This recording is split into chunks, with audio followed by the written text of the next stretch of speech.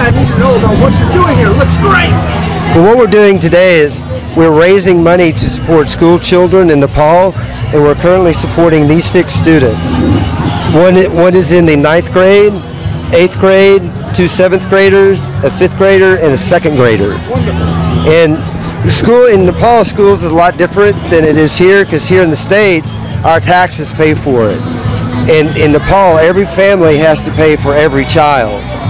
So the reason we're focusing on education is to break the chain of human trafficking, because each year 10,000 children, mostly girls, are trafficked into India, and most of those girls are forced into the sex industry. So by keeping the girls in school, we break that chain not only for them but for their children, because girls in that situation tend to have children at a much earlier age, around 17, 16, 18, and because they don't have any education, they don't have any job training, their kids are much more likely to get caught in that cycle too.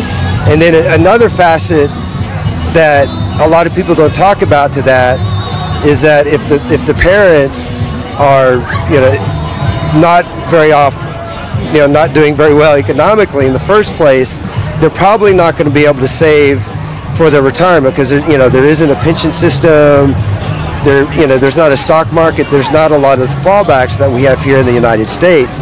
And a lot of the Asian culture is the children taking care of the parents when the parents become older and they can't take care of themselves.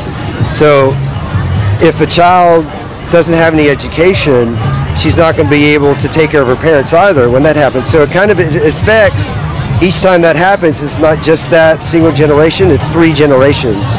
You kind of get bookended. So to break that cycle, we're creating a reason for the parents to keep their kid in school. And so what we're doing today, we've partnered with some really great organizations today, like the Texas Ballet Theater, the AT&T Performing Arts Center, and we're raffling tickets to Swan Lake.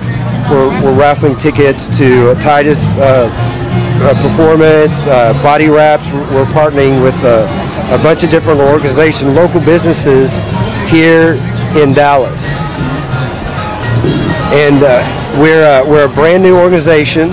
The name of the organization is Riggin Home and Respite. And Riggin stands for Resolving Issues of Grief and Grievance in Nepal. And our chairman, Manoj, he's originally from Nepal, which is what started this. And I lived in South Korea for 5 years. I went as a English teacher, and then after 2.5 years, I was a writer, actor, and photographer in South Korea. And this is our secretary, Regina. So all of us, in one way or another, have an integral, intimate, first-hand experience with Asian culture. Because her ex-husband was Chinese, he's from Nepal, and I lived in Korea. So we have an understanding of it. It's not somebody looking from the outside looking in and just reading a bunch of papers and reading articles and saying, oh, we got to solve this. We all have lived in that environment. We all have interacted, understand that culture. We interacted with it on a daily basis. And like human trafficking itself, 27 million people a year get caught up into that. And our eventual goal is to build a school, have a boarding rooms, administrative buildings, and build a school in Nepal. But we are so new because we just started 3 months ago, the day after this past Lunar New Year, because we really try to go by the Asian holidays to kind of get, because the Asian holidays are so much different timing-wise than the American holidays that I like it more, because when I was living in South Korea, they made the Asian holidays made much more sense. The holidays here, they just feel so contrived, and it's just like a random date. So, but what we're doing is, we're members of GADAC, which is why we're here, and we're really trying to help as many students as we can. We're having to, we're starting out small, but we're doing things in a way that will lead to bigger and bigger things, and we're planning some things for October, and we're getting as many people involved as we can. Well, I see 6 kids up there. I don't say that's very small. That's our start right there. That's our start. You know, it's the Meadows group. The story of the starfish is really applicable to this, because in the story of the starfish, have you heard that story? Yeah. The starfish? Do you know it? Yeah, tell us the story. Then you tell.